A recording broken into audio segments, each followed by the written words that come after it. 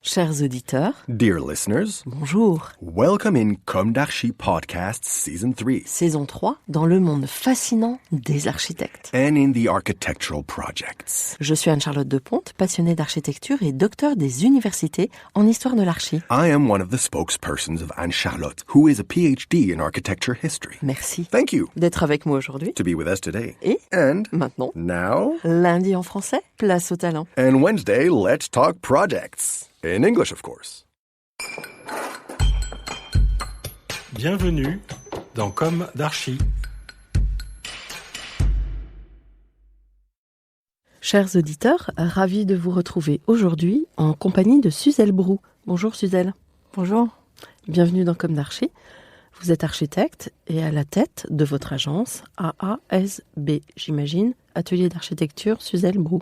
Agence d'architecture. Agence Mais bon, d'architecture. atelier, c'est pas mal aussi. Ouais.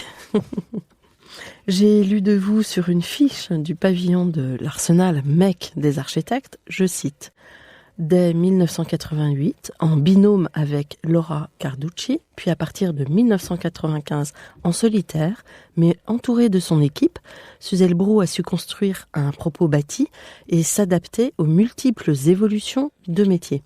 Sa passion pour la technique et le détail lui a permis de réaliser les transitions pratiques que portent ses réalisations et ainsi de peaufiner son écriture. Son attention au mode d'habiter a été récompensée par des lauriers, parmi ces lauriers le prix des albums de la jeune architecture en 1989, le prix Première œuvre en 1991 et une nomination à l'écart d'argent en 2011. Vous êtes membre de l'Académie d'architecture. Finalement, votre parcours est celui d'une architecte qui défend ardemment l'art de maîtriser l'œuvre. On va commencer par le début, si vous êtes d'accord. Quel est votre parcours ? Quelle a été votre jeunesse ? Où s'est ancrée votre envie d'architecture et quelles ont été vos études ? Alors, c'est le début. J'ai grandi dans une famille d'enseignants depuis 3 générations, plutôt littéraire, attachée à la laïcité, au bien commun, à la tolérance. J'ai donc une enfance libre, très bienveillante. Par contre, moi, j'étais plutôt bonne en maths et avec un côté rationnel. Et dans l'histoire familiale, ça amusait un peu. Il fallait choisir un métier. Et ingénieur, par contre, c'était trop aride, c'était trop, ça convenait pas. Par contre, l'architecture apparaissait comme une sorte de concrétisation des mathématiques. Il y avait aucun architecte dans la famille. C'était une histoire de mesure aussi, de chiffres, mais avec quelque chose en plus. La référence, c'était la star de l'époque, c'était Fernand Pouillon, un personnage magnifique, et en plus, il avait écrit des livres. Et donc, voilà, c'était un métier qui pouvait me convenir. Et donc, j'habitais à la banlieue ouest, Saint-Germain, et je suis entrée à l'école d'architecture la plus proche, à Nanterre. Et ça n'a pas tout de suite été, mais pas du tout une révélation. Je comprenais absolument pas ce qu'on me demandait.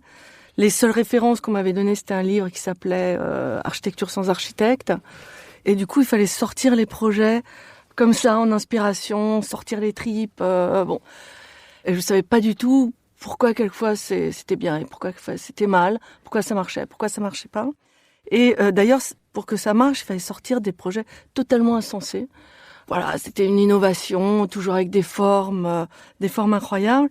Et donc, j'ai arrêté après la 2e année, que j'ai passée principalement à Venise. J'avais de la famille à Venise, une sorte d'année en suspens, dans une ville en suspens, dans un temps qui passe pas vraiment, et qui est une sorte de méditation permanente. J'avais aussi des amis qui étaient architectes, plus vieux que moi, qui m'ont mis des livres dans la main. J'ai beaucoup lu.